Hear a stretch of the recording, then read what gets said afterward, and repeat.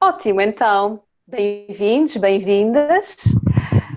Começamos com 30 minutos de atraso, só que problemas técnicos existem e pronto, também vêm para nos trazer a aprendizagem de que as coisas nem sempre correm como nós gostaríamos e nós temos que lidar com isso. Então, bem-vindos a todos. Olá, Marcos. Olá, Marcos, estás Cláudia. desse lado? Olá. Então, nós decidimos fazer este evento em direto no sentido de podermos também interagir mais com as pessoas que estão do outro lado, porque já fizemos uma outra reunião, uma outra sessão em que não era em direto e então aí não havia esse contacto mais próximo com as pessoas, então decidimos fazer este. E então o Marcos propôs-se a falar sobre infância e adolescência e todos os desafios inerentes a estas fases que são um pouco mais delicadas, aliás, todas elas são. E então, Marcos, eu passo-te a palavra porque tu realmente tens uma vasta experiência neste assunto e queria também que começasses por falar um pouco de ti e do teu trabalho e depois, quando sentires que é o momento, então aprofundar um pouco mais esta questão da infância e adolescência e todos os desafios associados ou aqueles com os quais tens lidado mais em consultório. Sim. Então, eu chamo Marcos Portela. De facto, o meu trabalho, eu recebo pacientes das diferentes idades e nos últimos anos tenho recebido cada vez mais crianças e adolescentes e, de facto, há cada vez mais a intensificação de determinados sintomas por parte das crianças e adolescentes que estão aqui muito presentes. E no fundo eu queria começar aqui por ler aqui um pequeno pensar aqui do José Saramago, que diz o seguinte: filho é um ser que nos emprestaram para um curso intensivo de como amar alguém além de nós mesmos, de como mudar nossos piores defeitos para darmos os melhores exemplos e de aprendermos a ter coragem. Isto mesmo, ser pai ou mãe é o maior ato de coragem que alguém pode ter, porque é se expor a todo o tipo de dor, principalmente da incerteza de estar agindo corretamente e do medo de perder algo tão amado. Portanto, é aqui uma frase muito bonita de José Saramago que arrepia aqui um bocadinho quando se lê, não é? E pronto, o meu trabalho, no fundo, eu trabalho com a hipnoterapia.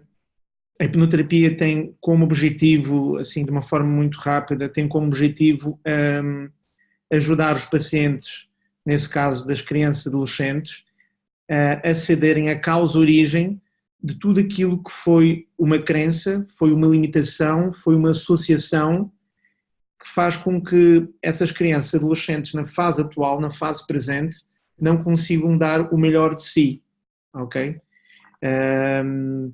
E no fundo a hipnoterapia permite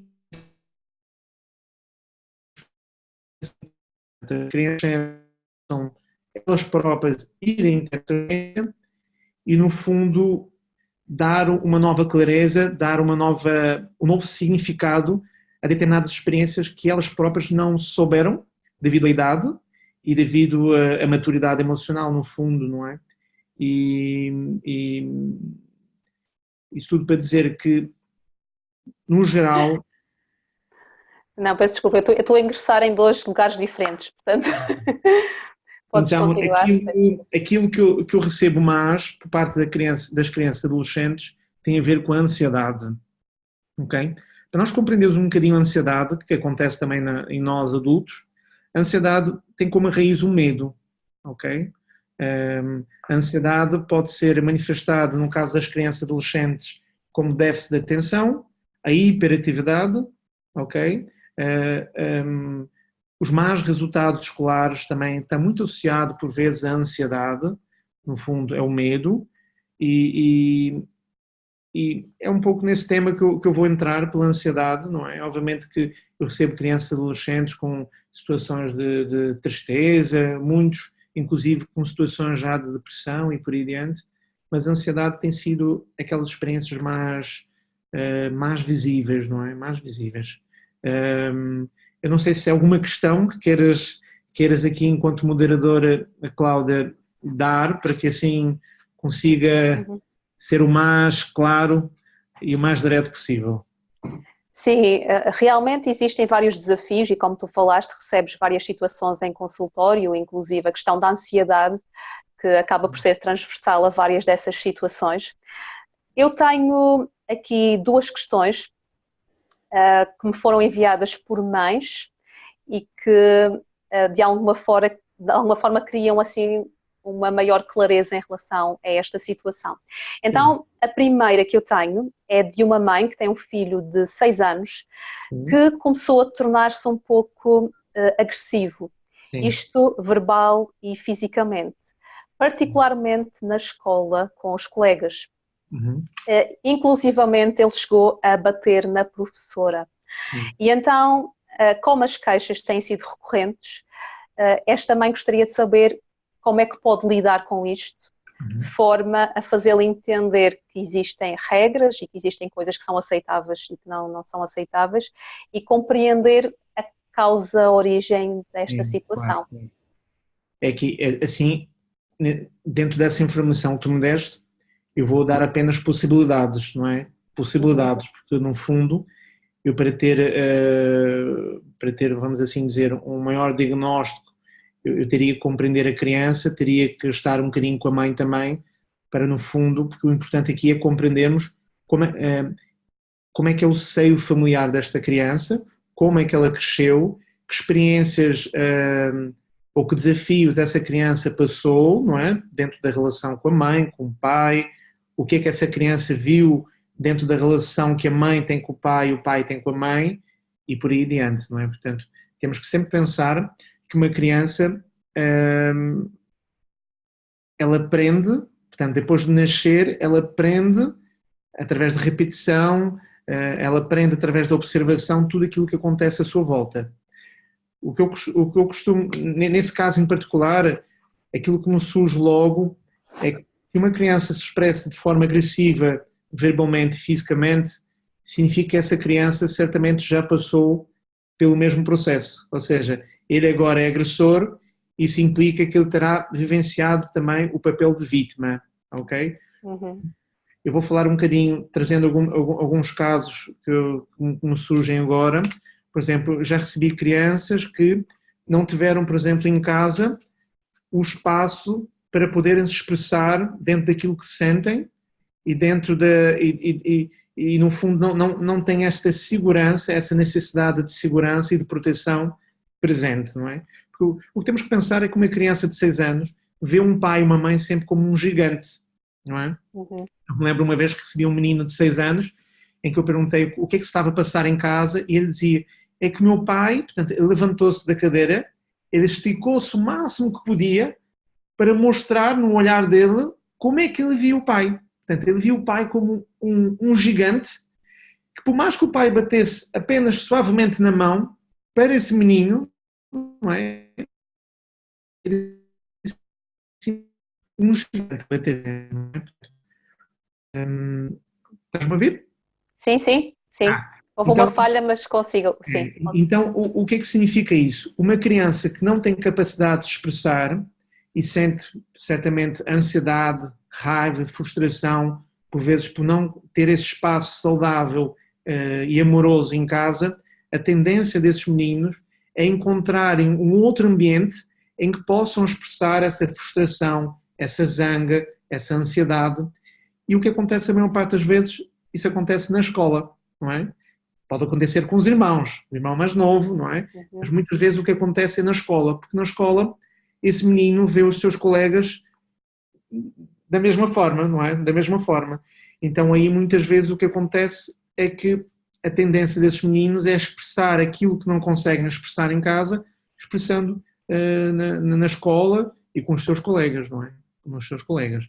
Portanto, obviamente, não sabendo o histórico desta criança, é sempre um pouco difícil, não é, dar aqui mais informações, mas muito possivelmente o importante aqui das terapias é sempre compreendermos no olhar da criança aquilo que ela sente.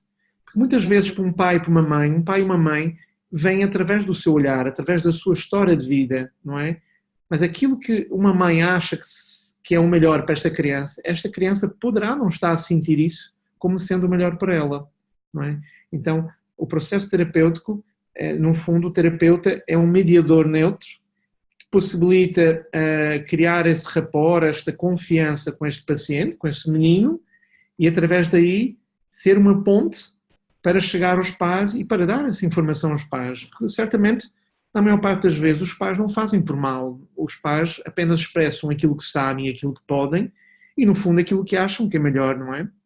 Por exemplo, um pai, não é? Um pai, uma mãe que cresceu com pais a exigirem boas notas, não é? Exigirem boas notas, em que essas crianças cresceram com a ideia de que só tendo boas notas é que receberiam o amor, o afeto e a atenção dos pais. Essas crianças vão crescer e quando vierem ser pais e mães, a tendência é eles repetirem esse padrão, porque foi aquilo que eles aprenderam, não é? Só que isso pode não ser o melhor para a criança. Pode ter sido o melhor para ela, mas pode não ter sido o melhor para a filha dessa pessoa, não é? Porque a tendência depois é esse filho ou esta filha sentir-se frustrado por não conseguir preencher a expectativa deste pai e desta mãe, ok? E a tendência depois do pai e da mãe, não é? Reprimir, porque é que não estudaste mais, e às vezes até comparações, não é? És burro, não és capaz, e no fundo todas essas experiências vão moldar a autoestima, a autovalorização dele, a autoconfiança, não é? E depois esse moldar irá refletir depois na fase da adolescência, na fase adulta desse ser, não é? Desse ser. Portanto, eu diria, dentro daquela frase que todo agressor já foi agredido, não é? É um bocadinho por aqui, é esse padrão que acontece. Portanto, muito possivelmente, esta criança que me descreveste com 6 anos, que é agressivo na escola, verbalmente, fisicamente, ele aprendeu esse mecanismo de algum lado, não é? Portanto, obviamente que eu não poderei, aqui a intenção não é culpar ninguém, obviamente, mas certamente que possivelmente em casa deverá ter acontecido determinadas experiências em que ele aprendeu que esta forma de expressar é a forma de resolver, por vezes, a situação e o problema, não é? E como podemos ver, isso não é a forma de resolver nada, não é? Simplesmente vai fazer com que este menino sinta-se mais revoltado e mais incapaz de fazer algo de bom, não é? No fundo. Portanto, é isso. Sem dúvida.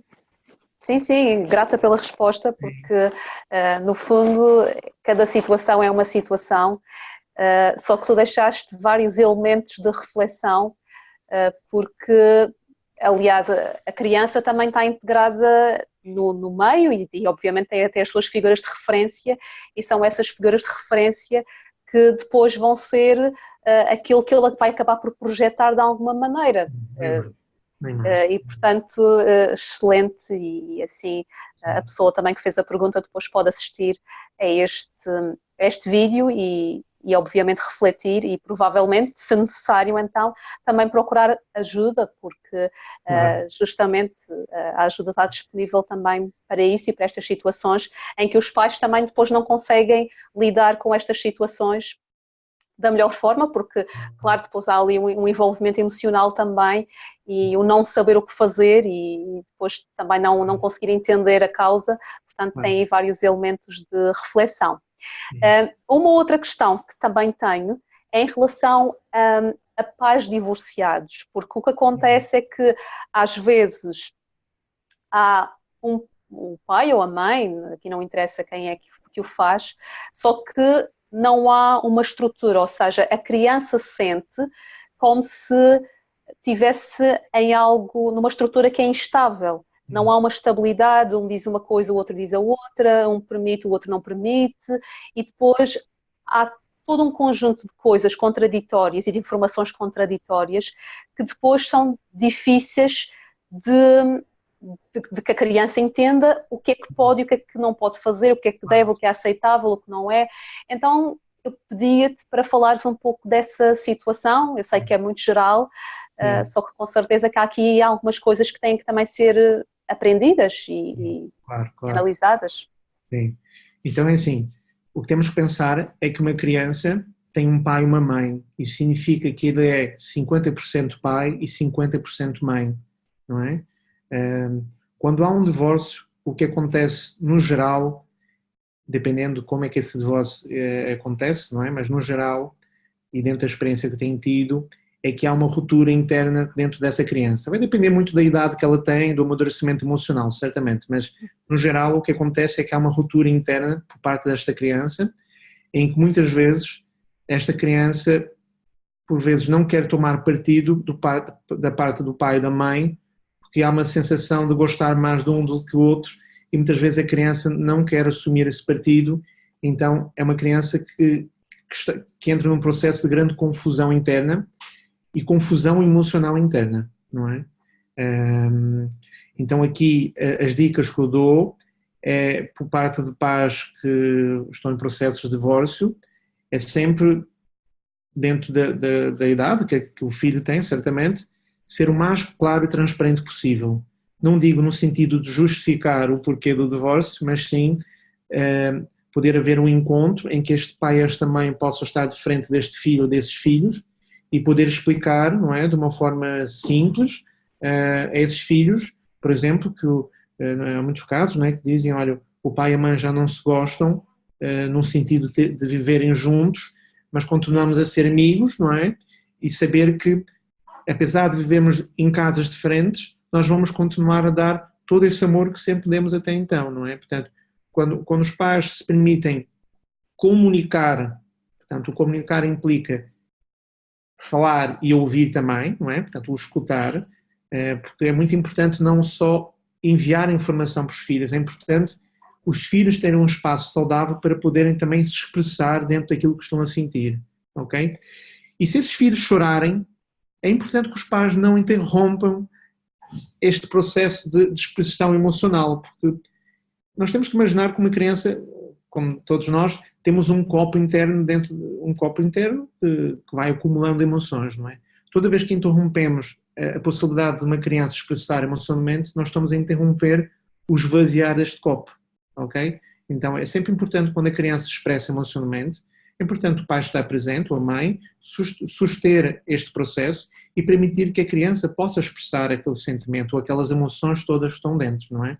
Portanto, no sentido de estar ali presente, dizer a este filho ou estes filhos que a mãe está ali, o pai está ali e que vai correr tudo bem. Então, quando os pais têm essa consciência e permitem dar esse suporte e este apoio nesta fase tão importante, não é? Não só por parte dos pais, mas dos filhos, a criança gradualmente encontra uma forma de se reajustar a esta nova realidade. Muitas vezes, nós pais tendemos a projetar a ideia de que os nossos filhos não vão conseguir, não vão aguentar, mas a verdade é que as crianças têm uma capacidade de adaptação maior do que nós imaginamos, ok? Então, as dicas que eu dou é simplesmente isso, não é? É os pais terem consciência, não esquecerem que neste processo os filhos é o elo mais vulnerável e mais fraco, então é muito importante, dentro do processo que os dois estão a ter, é importante nunca esquecer desses filhos, não é? E mesmo que o filho possa aparentemente estar bem, ele no fundo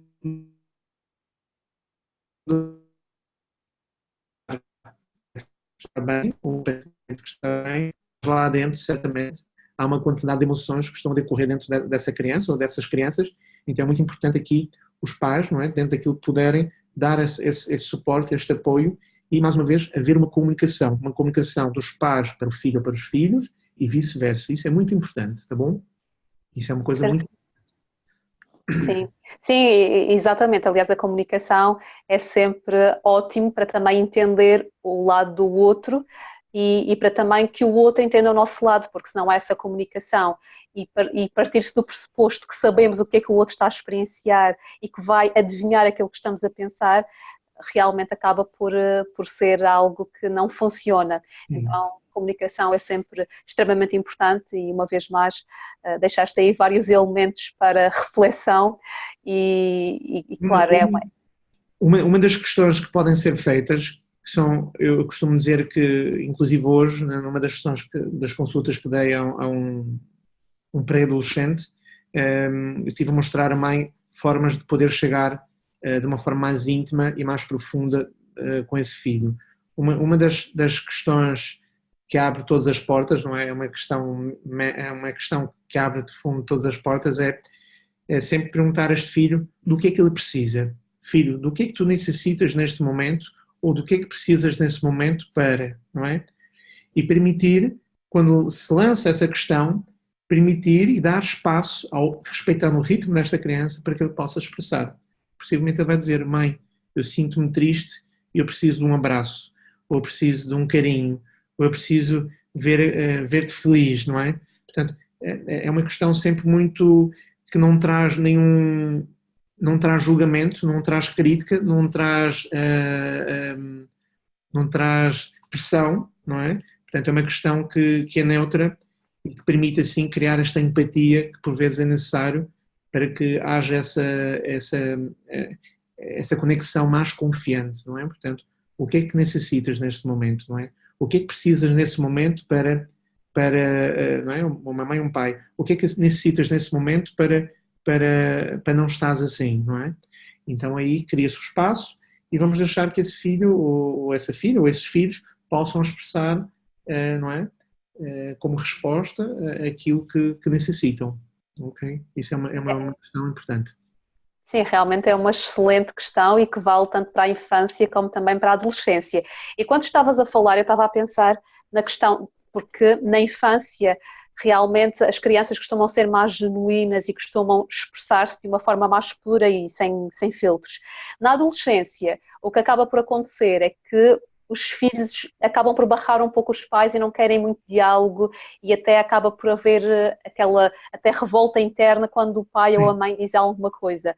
Como é que o que é que tu sugeres que as pessoas façam nessas situações? Porque na adolescência é uma fase diferente, com outras aprendizagens.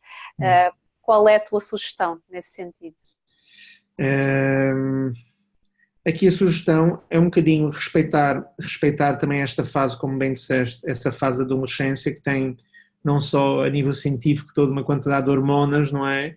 E muitas vezes os adolescentes precisam muito da necessidade da validação por parte dos colegas, dentro da forma como se vestem, não é? Se um grupo de amigos joga PlayStation, ele precisa jogar PlayStation para sentir-se que está enquadrado dentro dos colegas e da idade, não é?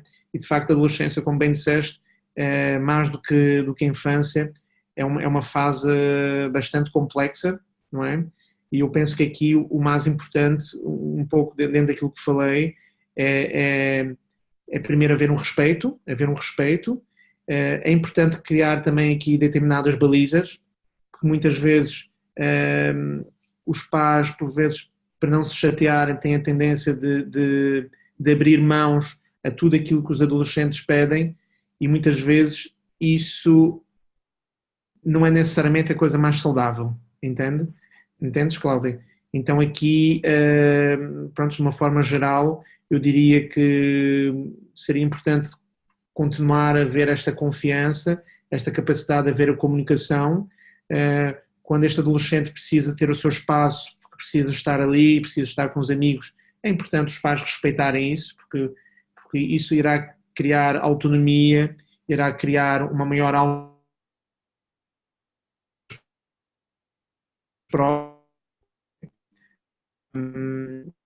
seria isso que eu sugeria neste momento, não é? De uma forma generalizada. Uma generalizada. Excelente, pois é, respeitar o tempo do outro, porque o tempo do outro não é o nosso tempo. É verdade.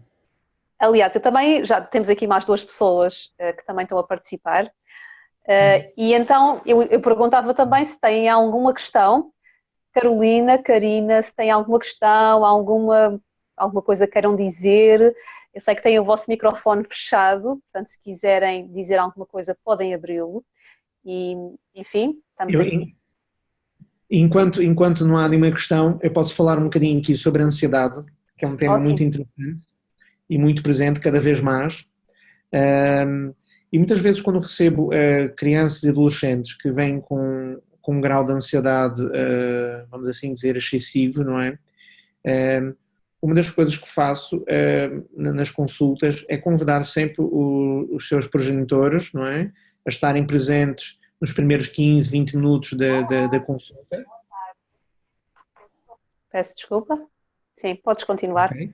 E a tendência, portanto, é os pais expressarem, não é? No fundo, a dizer que esta criança, este meu filho, tem ansiedade, é uma pessoa muito ansiosa, nervosa, é uma pessoa que não consegue se concentrar nos seus estudos e logo tem más notas, más resultados, não é? Uma das coisas que faço logo, a questão é: quem aqui em casa tem ansiedade? Não é? São aquelas questões que nós pais não gostamos nada de ouvir, não é? Mas quando eu faço essa questão, compreendo de uma forma de 100% que há sempre um pai e uma mãe ansiosa, não é? Portanto, isso tudo para mostrar o quê? Esta criança não nasceu assim. Esta criança teve que estar em contacto com alguém que expresse e que viva esta ansiedade, não é? Através do grito, através do tom de voz, através da hiperatividade, por vezes, dos pais, não é? E aí é muito importante compreender uma coisa, Cláudia. O processo terapêutico em pacientes, crianças, adolescentes, não passa só por ajudar ou acompanhar essas crianças e adolescentes. É muito importante compreender que no caso da ansiedade e em outras situações, mas focado aqui na ansiedade, se este pai ou esta mãe, que também tem ansiedade, não participarem no processo terapêutico, o que vai acontecer é que, por mais que um terapeuta possa ajudar esse filho em relação à ansiedade, basta esse filho voltar novamente para casa onde há esta dinâmica de ansiedade, que este filho vai voltar a sentir ansiedade, é inevitável. Então, nesses casos, é muito importante os pais compreenderem, mais uma vez, dentro desse texto que eu li de José Saramago, é que os filhos vêm nos ensinar a amar.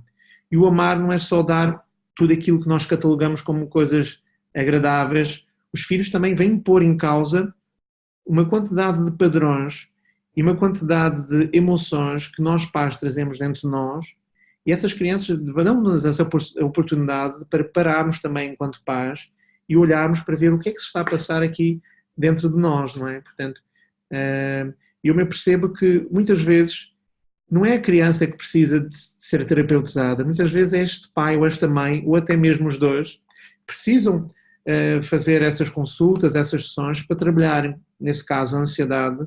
E o que acontece é que os pais, encontrando um maior apaziguamento, uma maior tranquilidade, uma maior capacidade de responder às necessidades a cada momento, quase naturalmente essa criança deixa de ser ansiosa.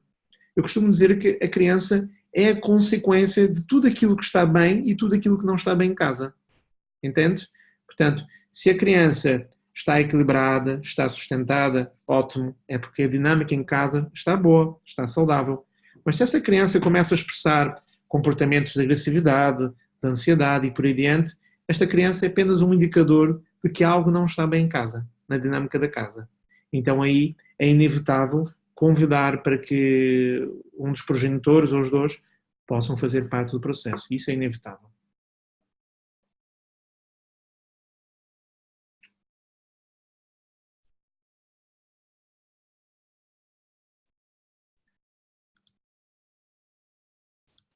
Não te ouço. Não te ouço. Alô, agora sim, eu tinha o microfone fechado. O que eu estava a dizer é que é muito interessante essa visão holística das coisas, até porque nós não podemos separar a criança do meio onde ela está inserida. E fazê-lo é, no fundo, estar a descurar todas as influências que estão à sua volta, quer sejam os pais, irmãos, enfim, família, os amigos, o ambiente da escola, tem realmente uma série de coisas. E o facto de dizer, ok, a criança tem esta situação, é desafiante neste sentido, só que ela está a espelhar algo de alguém que está próximo. Sem dúvida. concordo. Portanto, é interessantíssimo realmente essa visão e faz-nos refletir. Sim, e o que se passa muitas vezes, Cláudia, é que nós aqui na sociedade estamos habituados quando temos algum sintoma ou algum problema de irmos ao médico e tomar um medicamento que nos faz resolver o tal sintoma que está presente. Mas dentro de tudo aquilo que é mais cognitivo, não é? E comportamental, não basta tomar um ansiolítico ou um antidepressivo.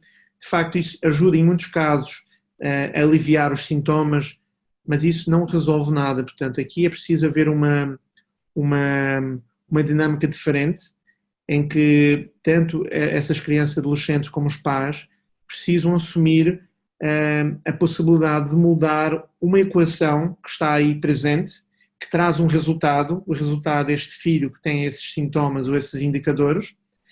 Isso significa que alguma coisa precisa ser mudada nesta equação para que o resultado seja diferente. Então, mais uma vez, dentro daquilo que já mencionei, os filhos são ótimos indicadores para vermos como é que está tudo a correr em casa, não é? Portanto, se a criança está estável, não é? Não estou a dizer perfeita, mas se é uma criança que se expressa, não é? Que é sociável, que expressa as suas emoções, então aí é muito claro que há um ambiente saudável, não é? Mas se essa criança adolescente expressa determinados sintomas, limitações, então aí mostra que alguma coisa não está bem, não é? Então, que os pais possam ver isso sempre como uma oportunidade, ok? É sempre uma oportunidade de poderem rever a forma como estão a viver, para dar a possibilidade de vir algo novo, ok? Realmente, depois de tudo aquilo que tu disseste, não há grande coisa a dizer, porque isso aí depois é de facto uma autoanálise que os pais têm que fazer e também para se compreenderem e compreenderem os filhos. No fundo, depois é um trabalho que é conjunto e que só pode ser benéfico para todos. Sim. Há mais alguma situação que nos queiras trazer e que também seja comum em consultório, ou alguma sugestão também de como é que os pais podem comunicar melhor com os filhos? Eu deixo completamente ao teu critério. Sim. Eu, por exemplo, tive um caso esse ano de um adolescente por volta dos seus 14 anos, em que no primeiro período teve 4 a 5 negativas, não é? E de facto os pais no fundo estavam bastante ali desconfortáveis com essa situação, inclusive ele tinha explicações, tinha ajuda extracurricular e mesmo assim de facto havia ali um mecanismo que ele não conseguia absorver e integrar o estudo, não é? E ele quando veio ter comigo, nós fizemos, na altura, foi no início do segundo período, fizemos 2 sessões e o que se passou foi algo muito interessante. Ele, durante o processo de hipnoterapia, não é, no qual ele está consciente, ele acedeu a uma causa-origem que foi muito interessante. Ele me descreve que por volta dos 8 anos, ele estava na sala de aula e teve um colega que o chamou para olhar para trás. Ele olhou para trás, pronto, é normal acontecer isso, não é? Principalmente com as crianças. E o que se passa é que quando ele voltou novamente para frente, a professora bateu com um livro na cabeça dele, não é? Tipo, chamou a atenção dessa forma que foi bater com um livro na cabeça dele. Aqui o importante não é se bateu com força ou não, obviamente que isso também é importante, mas o mais importante aqui é que houve dentro dele, no inconsciente dele, uma associação que aprender, estar numa sala de aula é algo que traz dor. Então, o que o inconsciente faz, cria mecanismos de sobrevivência. O inconsciente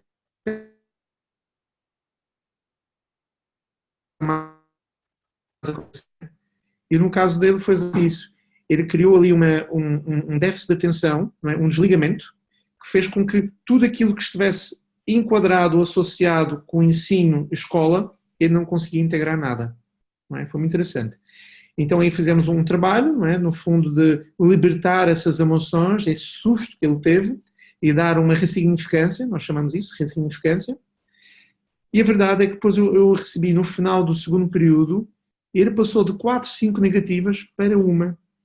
Não é? Parece quase um toque de magia, mas não é magia. Não é? Portanto, compreender então que o nosso inconsciente cria mecanismos. Não é? Cria mecanismos. Eu recebi também uma paciente há uns meses atrás, ela com 16 anos, em que ela arrancava cabelo. Não é? E ela não se apercebia porque é que arrancava cabelo, não é? E ela foi uma causa-origem também, um pouco antes de ter se iniciado isso, que foi 2 anos atrás, em que ela se apercebeu que toda aquela raiva que ela tinha dentro dela, não é? Que ela não conseguia expressar, ela inconscientemente se apercebeu que toda vez que arrancava o cabelo e sentia aquela dor e sentia que algo estava a sair naquele processo, aliviava aquela sensação de raiva e desconforto que ela tinha dentro dela. Então, ela, sem saber o porquê, ela simplesmente integrou o mecanismo que foi aliviar a tal raiva e, não é, toda essa emoção que estava dentro dela. Então, mais uma vez, aqui o processo é ajudar esses jovens durante a sessão, libertar esse copo cheio, muitas vezes está cheio a transbordar, para que essas emoções sejam libertadas, e aqui atualizar esse mecanismo. Atualizar esse mecanismo. Porque, na verdade, esse mecanismo, por mais assustador que seja, foi algo que foi benéfico para esta adolescente. Porque se ela, se calhar, não tivesse puxado o cabelo, ela teria feito, se calhar, uma coisa muito pior, não é? Mas é importante atualizarmos, no fundo, a hipnoterapia e as abordagens terapêuticas, não é? Com resultado, têm a intenção de ajudar a atualizar esses mecanismos que em algum momento fez-nos sentido, mas que atualmente já não nos faz sentido. Não é? Portanto, esta é a intenção das terapias e da hipnoterapia. Sim, exatamente. Eu estava a ouvir e estava a pensar, às vezes as pessoas acham que a causa é uma causa muito complicada e que talvez vá a vidas passadas, às vezes até vai, não é? Só que Sim. às vezes é um momento que, quer dizer, que aparentemente é inofensivo. Sim. E ao fim e ao cabo acaba por ser essa a causa-origem de depois de um conjunto de situações que se desenrolam como consequência disso. Sem dúvida. Concordo. É, Eu recebi também há um mês atrás uma jovem, por volta dos 10, 11 anos, em que ela, de facto, era boa aluna, é boa aluna, mas a mãe criou ali uma ideia de que esta filha teria que ter, para ser considerada boa aluna, teria que estar num quadro de mérito e teria que ter 16, 17 valores para cima, não é? E a verdade é que esta pressão que a mãe criou, este objetivo de ser o Cristiano Ronaldo, não é? Quase, o Cristiano Ronaldo, fez com que esta criança simplesmente começasse a fazer o contrário, não é? Porquê? Porque toda vez que ela tentava ter as notas para receber o estímulo positivo da mãe, o reconhecimento da mãe, toda vez que ela não conseguia, ela sentia-se frustrada. Ela sentia que não era capaz de preencher essa expectativa da mãe, logo não recebia este amor da mãe, não é? Portanto, toda vez que ela tinha abaixo de 16, a mãe ficava chateada, criticava, não foste capaz, não é? Ela simplesmente ficou triste com isso. E quando me apercebi na primeira sessão isso, eu chamei a mãe à parte, não é? Não no sentido de dizer que a filha pediu para mencionar seja o que for, eu apenas tive uma conversa franca em que mostrei a esta mãe que o problema da filha era esta pressão e esta exigência que a mãe estava a ter em relação a isso. E eu até que estudei a mãe. Como é que foi na sua infância e adolescência? Você teve uma mãe e um pai que exigiam muito de si dentro dos resultados escolares e ela ficou de boca aberta porque ela não tinha compreendido isso e ela, de facto, ela estava a repetir um padrão que o pai fazia exatamente com ela. Portanto, ela não fez por mal. Portanto, aqui, mais uma vez, um pai e uma mãe fazem aquilo que sabem que podem, mas, no fundo, esta mãe estava a repetir um padrão que ela cresceu com este padrão e, no fundo, um pai dá ao filho aquilo que recebeu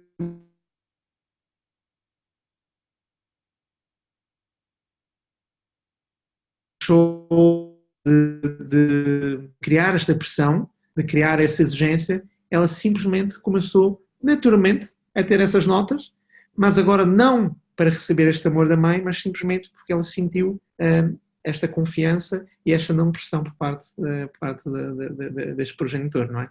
Portanto, aqui é muito interessante, não é? É muito sim. interessante. Sim, até porque isso aconteceu, uma das situações que tu relataste anteriormente, que foi, tu precisaste trabalhar a mãe também. Não era só realmente a adolescente, era também perceber de onde é que aquilo vinha e trazer a mãe, incluir também a mãe nesse trabalho para que ela tomasse consciência e aí não colocasse essa pressão e então também não a colocasse na filha, porque provavelmente, e como tu dizes e bem, os pais fazem o melhor que conseguem e que podem e muitas vezes não há essa consciência do porquê é que estão a fazê-lo e quando vão a uma sessão de hipnoterapia, claro, aí depois tem outra consciência do que é que está a acontecer e porque é que está a acontecer e porque é que depois causa determinadas coisas. É muito interessante essa É muito dinâmica, interessante, sem dúvida, sem sem dúvida. dúvida.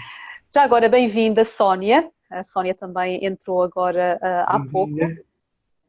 Nós estamos, se entretanto, durante a nossa conversa tiverem alguma questão, estão à vontade, podem colocar as vossas questões. Aliás, a ideia é mesmo essa, é também trazerem as vossas questões para esta sessão, e o Marco está aqui tão gentilmente para responder a todas elas. Entretanto, enquanto as pessoas não se manifestam, há mais alguma situação que também queiras trazer, que aches também pertinente, alguma outra situação? Uma das coisas que eu recebo também muito em gabinete é aquilo que nós chamamos as psicossomatizações, não é? Ou seja, muitas vezes eu recebo crianças, adolescentes que têm situações, por exemplo, de peso excessivo, recebo crianças, adolescentes que têm problemas de pele e dores no corpo, não é? E isso é importante compreender que as psicossomatizações, tudo aquilo que está desajustado no corpo, ou todo e qualquer problema que o corpo tenha, é a forma que o corpo tem de indicar que alguma coisa não está bem. E dentro da visão da hipnoterapia, eu diria que quase tudo está associado a uma causa-origem emocional. Ou seja, por exemplo, no caso das crianças e adolescentes que eu recebo com problemas atópicos, não é? De pele, a maior parte das vezes aquilo que eu me percebo é que a pele é este órgão que nos separa nós com o exterior. Tudo aquilo que criou muita reação por parte de fora com esta criança ou adolescente, e em muitos casos, em muitos adolescentes e crianças, tende a criar esta alergia. Portanto, a alergia é uma reação que a pele tem perante algo que foi desconfortável, ok? Portanto, não significa necessariamente que é problemas de pólen ou da primavera, ok? Mas muitas vezes está associado com uma causa-origem emocional. E aquilo que eu vejo em gabinete é, quando vamos trabalhar a causa-origem desta alergia ou desta dor, ou deste problema de visão, ou deste problema de audição, a verdade é que o paciente vai sempre a uma causa-origem. E quando se liberta essas emoções e faz esse trabalho psicoterapêutico dentro dessa causa-origem, a verdade é que os sintomas desaparecem. Muitos aliviam e outros simplesmente desaparecem, ok? Então é muito importante salientar isso. Inclusive tudo aquilo que pela ciência é verbalizado como sendo genético, não é? Portanto, de cariz genético, a genética também é uma carga emocional que é passada de geração em geração. E mais uma vez, trabalhando a causa-origem desta somatização no corpo, todo o paciente vai sempre uma causa-origem emocional. Há uma experiência, um evento, um acontecimento em que teve um cariz emocional que, na maior parte das vezes, foi desconfortável, foi doloroso, foi dramático, não é? Então, quando se liberta essas emoções e faz esse trabalho, a verdade é que os sintomas que esse paciente tem alivia e muitas vezes desaparece, não é? A maior parte das vezes desaparece. Interessante. Quando se vai à causa-origem, aí tudo é possível. Sim. É realmente ir à raiz da questão, porque aquilo que se manifesta não se pode ver isoladamente. Não faz muito sentido ver isso isoladamente, no sentido em que há Sim, sempre algo não. mais por detrás disso. No fundo, o que tu fazes, permite-me a comparação, é ir aos bastidores daquilo que é visível. Ou seja, as pessoas têm qualquer coisa que é mais ou menos visível, dependendo do que é, não é? No caso, tu mencionaste a questão da pele, do excesso de peso, só que há coisas que não são visíveis, como é o caso da ansiedade e outras coisas relacionadas, só que tu vais aos bastidores e ajudar a pessoa a tomar consciência do que é que está por detrás disso, para depois poder trazer essa nova energia para a sua vida. Exatamente, é isso exatamente o que tu disseste. Vamos aos bastidores, mas não só eu vou com o paciente, mas o paciente se permite assumir a responsabilidade e ser ele próprio a aceder esses bastidores, não é? Portanto, aí é um processo de autorresponsabilização e é um processo em que ele tem a oportunidade agora de fazer algo diferente daquilo que aconteceu, não é? Portanto, por isso que a hipnoterapia é algo muito poderoso, porque dá a possibilidade do paciente poder participar de uma forma ativa em todo o processo. Eu muitas vezes recebo mensagens de agradecimento pelas mudanças que aconteceram na vida de muitos pacientes, mas certamente que eu sou um facilitador desses processos, mas a verdade, aquilo que eu sinto verdadeiramente e genuinamente dentro de mim é que foi o paciente que fez esse trabalho. Eu apenas guiei o paciente para ceder aos seus recursos internos, não é? Libertar tudo aquilo que estava lá dentro e depois, consequentemente, o resultado muda. Portanto, é importante, eu gosto muito de salientar isso. Portanto, não fui eu necessariamente que ajudei a pessoa, foi simplesmente um trabalho de equipa, vamos assim dizer, em que o resultado é de mérito também, principalmente do paciente. Sim, sem dúvida, até porque também se fosses tu a fazer esse trabalho pela pessoa, ela não tinha resultados, porque no fundo ela não tinha integrado isso na sua vida. Sim. Então aí seria algo que era um processo teu e que a pessoa não tinha passado por isso, não tinha experienciado e não o sentia como sendo dela. Exatamente. E uma das coisas interessantes, como está descrito aí um pouco no meu currículo, eu dentro desses 19 anos em que trabalho dentro dessas terapias complementares, o que me levou à hipnoterapia foi exatamente isso. Muitas das terapias que existem no mercado e muitas terapias que eu inclusive trabalhei, eu me percebia que muitas vezes trabalhava só a parte mental, ou só a parte emocional, ou só a parte física, não é? Portanto, tudo muito separado. Aquilo que tenho-me percebido, a hipnoterapia, mas certamente haverá outras terapias que fazem o mesmo, é incluir não só o reconhecimento mental e a compreensão mental do que é que aconteceu lá atrás, como causa-origem, mas também trabalhar ao mesmo tempo a parte emocional e ajudar o corpo a expressar tudo aquilo que ficou por digerir nesses momentos da fonte-origem, entendes? Então é por isso que essas terapias que trabalham todo o conteúdo do ser humano, no caso a hipnoterapia também, traz esses resultados tão rápidos, não é? E obviamente estamos a trabalhar aqui com o inconsciente é o nosso disco rígido, o nosso inconsciente está lá tudo aquilo, não é? Que faz-nos ser aquilo que somos agora, não é? Exatamente, por isso é trazer para o consciente tudo isso que está no disco rígido e que de alguma forma está a limitar o nosso desenvolvimento, a nossa ação, que está a limitar a nossa vida, na verdade. E pegando um pouco ainda, voltando ao nosso tema também, no caso das crianças e dos adolescentes, que são de facto públicos bastante vulneráveis, embora, claro, também os adultos também têm os seus desafios, só que muitos dos problemas, ou dos desafios, eu não gosto de chamar problemas, dos desafios da vida adulta começam justamente nessas fases mais vulneráveis, como sejam a infância e a adolescência. E tu deves ter com certeza essa experiência também em consultório. Sim, claro. O que temos que pensar sempre aqui, Cláudia, é que por vezes nós adultos nos esquecemos que uma criança não tem a mesma capacidade de compreensão e não tem a mesma estrutura emocional e mental para lidar com determinados desafios que acontece na vida, não é? Mas muitas vezes esquecemos isso, não é? Eu vejo muitas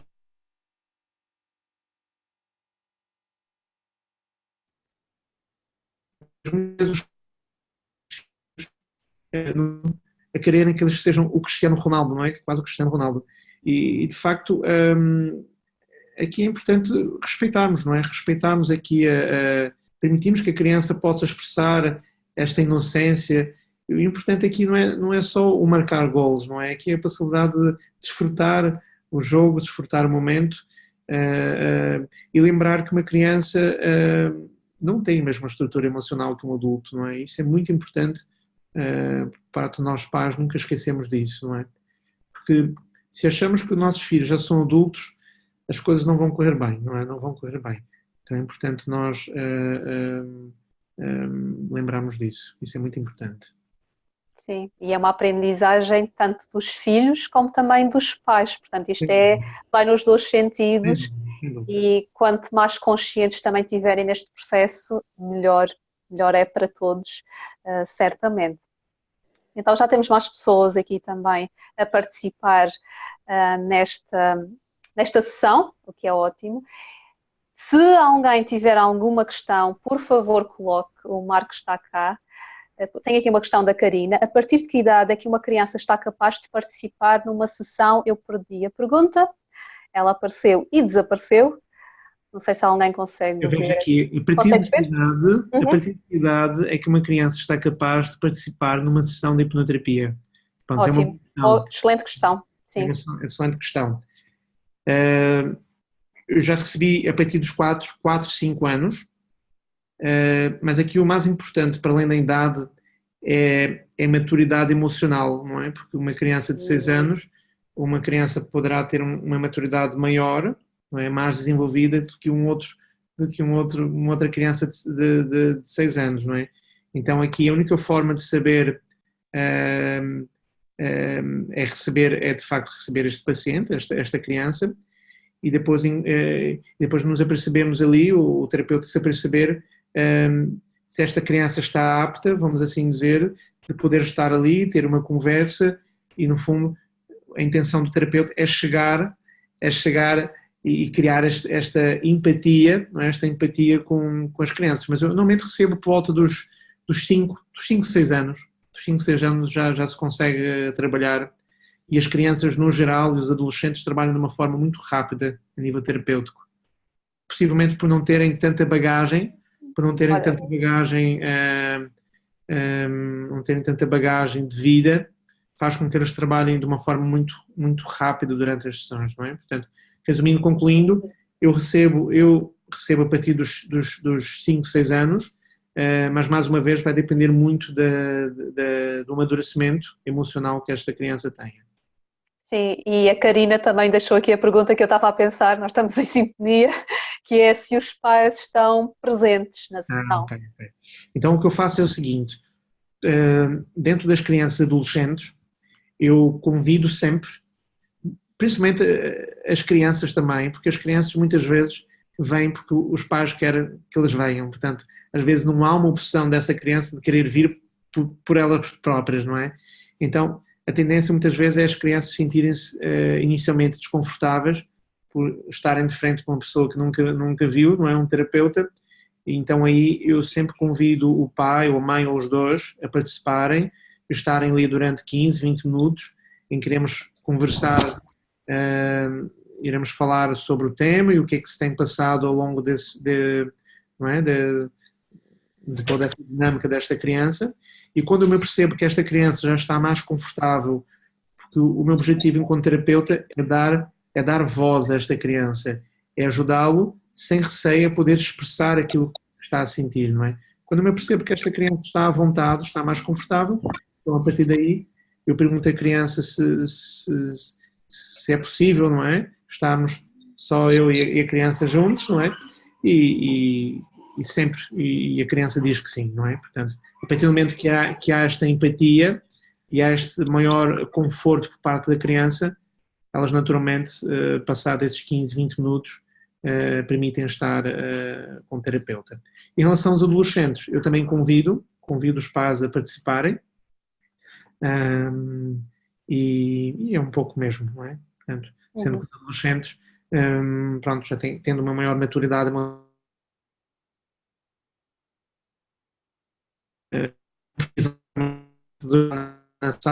eu gosto do olhar que o pai e a mãe têm para depois ouvir o olhar deste filho, não é? Ok? sim, exatamente. Portanto, é criar essa base para que sintam confiança no processo e também É em ti como crucial, terapeuta. é Sim, sim, crucial, é crucial. E uma das claro. coisas que eu digo na frente dos pais é tudo aquilo que nós iremos falar quando estivermos sozinhos ficará entre nós. Nada daquilo que foi dito eu não é? Uhum. Irei mencionar Sim, para este pai e para esta mãe. E o que acontece por parte dessas crianças e adolescentes é que elas sentem que há aí uma confiança, que há aqui um respeito, não é? E aí eles podem, sem receio, expressarem de facto aquilo que se está a passar. Porque se eu dou a entender que os pais irão saber ou irão ter um relatório de tudo aquilo que essa criança disse, o mais provável é essa criança ocultar muito dos acontecimentos que acontecem em casa. Então, aqui é importante respeitarmos esta criança e adolescente, não é? Dentro do ser e dentro da individualidade que eles são, e é exatamente isso que eu faço. eu também estava aqui a pensar numa outra questão. Tu estavas a falar sobre os pais e sobre envolvê-los neste processo. Também já precisaste de envolver outras pessoas que fazem parte do círculo da criança, como colegas, professores ou outras pessoas que fossem pertinentes para este processo, ou normalmente não é necessário?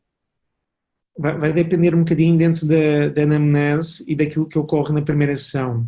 Porque muitas vezes o que acontece, principalmente nos dias de hoje, não é? Em que a vida é tão acelerada, muitas vezes os pais, o pai e a mãe precisam trabalhar até determinadas horas da tarde e muitas vezes os cuidadores e os responsáveis dessas crianças são os tios ou são os avós e certamente que aí se houver situações que foram marcantes, eu nesse caso poderei convidar este outro cuidador para participar no processo.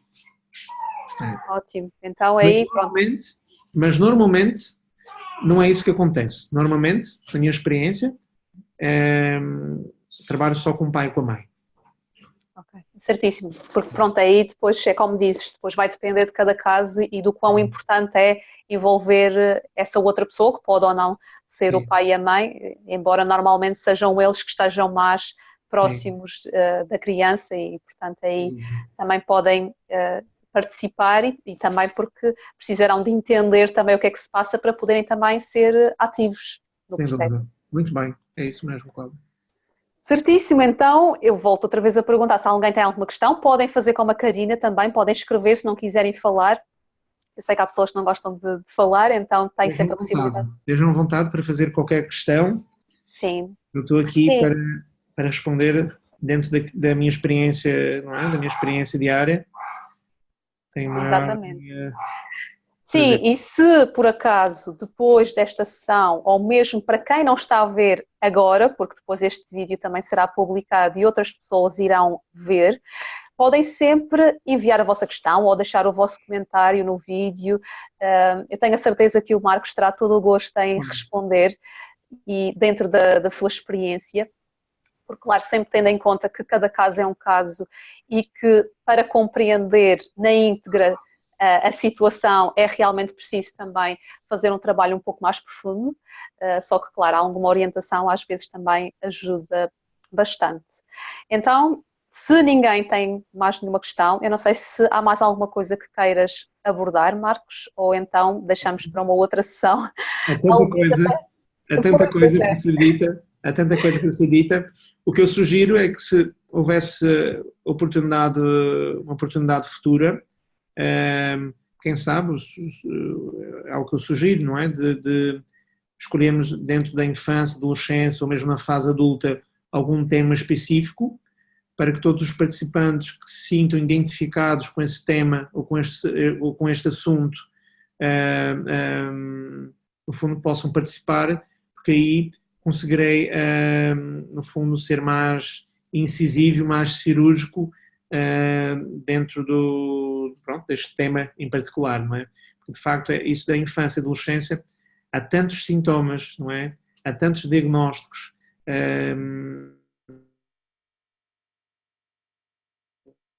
e mais vários dias a falarmos sobre isso. Sem dúvida, é um tema realmente muito vasto e que tem muito que se possa dizer. Só que essa tua sugestão é ótima, então, até para quem nos está a assistir, se tiverem alguma sugestão, podem sempre enviar e então aí fazemos uma sessão mais específica sobre isso.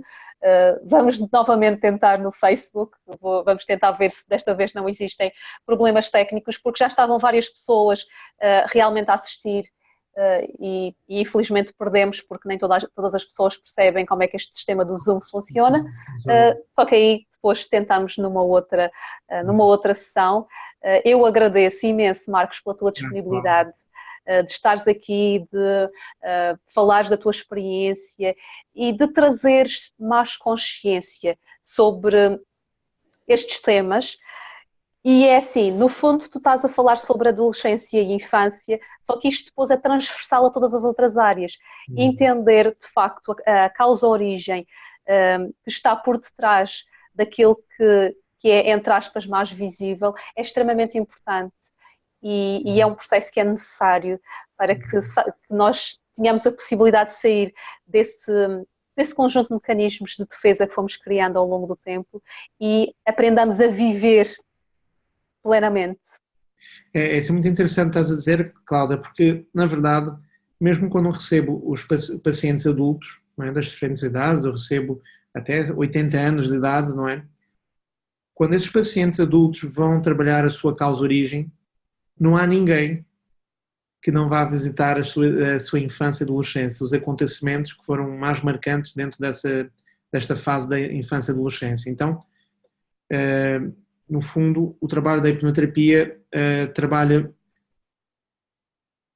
praticamente com processos de adolescência, infância, processos intrauterinos e as chamadas vidas passadas, não é? Ou cenários que o inconsciente cria, não é? Para que possa trabalhar o tema dentro de um ambiente diferente, não é? Então, essa fase, porquê que essa fase? Porque toda a nossa estrutura da nossa personalidade desenvolve-se, não é? Desenvolve-se dentro dessa fase, não é? Portanto, quando nós estamos na barriga da nossa mãe, tudo aquilo que a mãe sente, nós sentimos como sendo nosso. Todo o processo do parto é muito importante também, não é?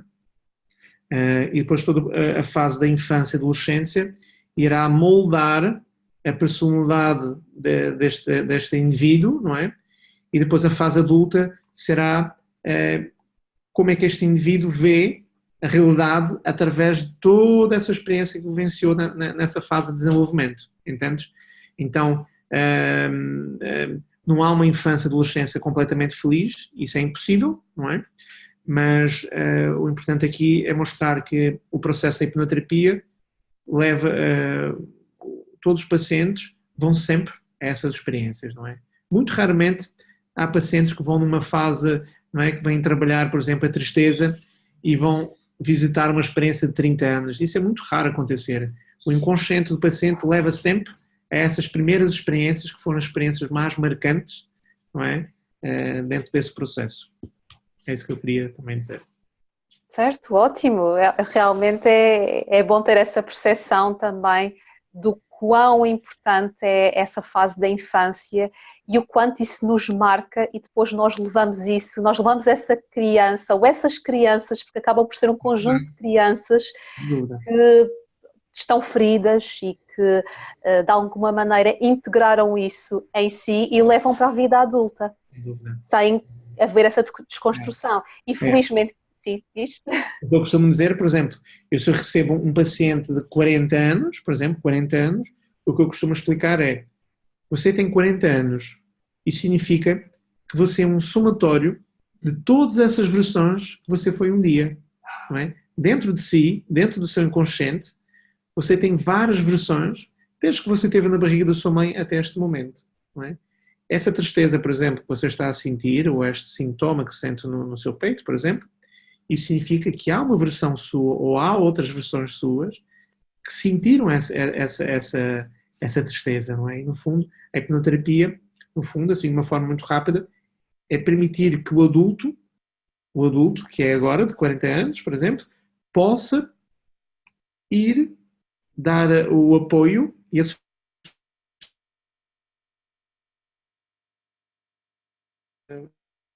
passou por aquele processo, não é? Então, a fase adulta vai sempre ter com essas versões mais novas para dar este apoio que eles não tiveram. No fundo, é este trabalho, assim, de uma forma muito sucinta, não é? É mais Sim, do que sim. isso, mas... Sim, exatamente. Mas aí já dá para ter uma percepção de uma forma mais simplificada do que realmente aconteceu. Então, tenho aqui alguém a agradecer a tua disponibilidade e deixa-me só ver, porque eu perdi outra vez a questão, então eu vou tentar ir buscá-la. Ok, queria agradecer ao Marcos a sua disponibilidade e aproveito para perguntar, falando de vários irmãos e os pais tentam individualizar o tratamento com cada um. A dificuldade que é um ser certeiro, ou seja, ter aqui várias pessoas que estão a influenciar a criança ou o adolescente, eu não sei neste caso se é criança ou adolescente, então aí de conseguir de certa maneira, harmonizar todas estas perspectivas. Nós já falámos um pouco sobre isto, se quiseres também trazer mais alguma luz a esta situação, porque não é só os pais, também tem aqui irmãos e tios Sim, e claro, claro. várias É pessoas assim, de influência. como eu disse, não há, não há uma infância e adolescência completamente feliz, não é? Por mais que os pais tentem, da melhor forma possível, controlar ou, ou, ou, ou limitar, não é? A vida deste filho de modo que ele evite passar por processos que possam ser maus, isso é inevitável, não é? Portanto, dentro do nosso processo de vida é inevitável termos experiências que nos façam não é? Sentir uma quantidade de emoções, não é? Então aí, quando há muitas influências, certamente que essas influências irão trazer algo de bom, positivo e maravilhoso por parte desta criança, mas certamente que haverá outras experiências que poderá moldar a forma que esta criança tem de se relacionar com o mundo exterior, não é? Então aí, depois na fase adulta, muito possivelmente, ou na fase adolescência ou fase adulta, muito possivelmente quando esses sintomas ou esses indicadores tornam-se condicionantes ou limitadores na vida da pessoa, então aí a terapia, é inevitável, aí a terapia irá ajudar esta pessoa a ultrapassar esse desafio que está a vivenciar, ok? Portanto, como nós falamos no primeiro vídeo, todos os desafios são oportunidades, não é? De melhorarmos nós, de amadurecermos, não é? De sermos capazes de uma forma mais madura e mais adulta, superarmos os desafios que a vida nos propõe, no fundo, não é? Portanto, é isso que eu tenho a dizer. Sem dúvida, desafios vão haver sempre. Sim, Portanto, isso é a garantia que todos nós temos. Agora, encará-los e fazer o trabalho que é necessário e tomar consciência também deste processo é extremamente importante.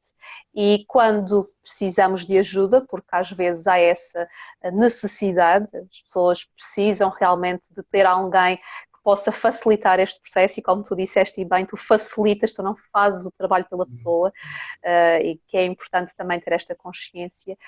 Então aí realmente as pessoas podem regredir no sentido de ir lá ver o que é que causou tudo isto e trazer para o agora e então para poderem também curar, transcender isso e então para que as coisas também possam fluir de uma outra maneira na sua vida.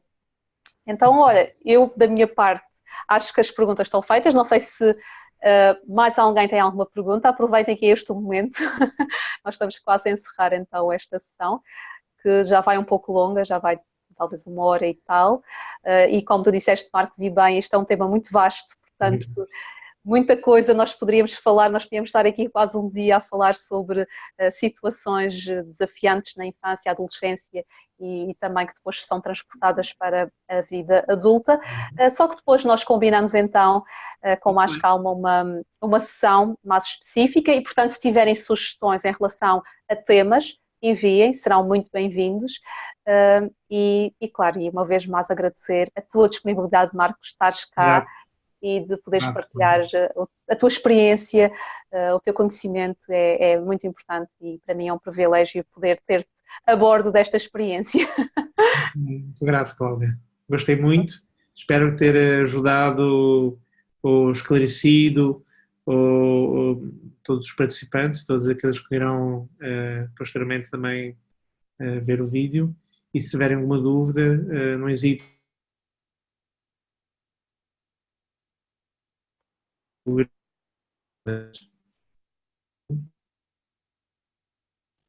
Sem dúvida. Então, vamos encerrar esta reunião e então até breve e obrigada a todos por estarem aí desse lado e por nos ouvirem e por acompanharem este trabalho também. Muito obrigada. Obrigado, grato, Cláudia. Obrigada, adeus.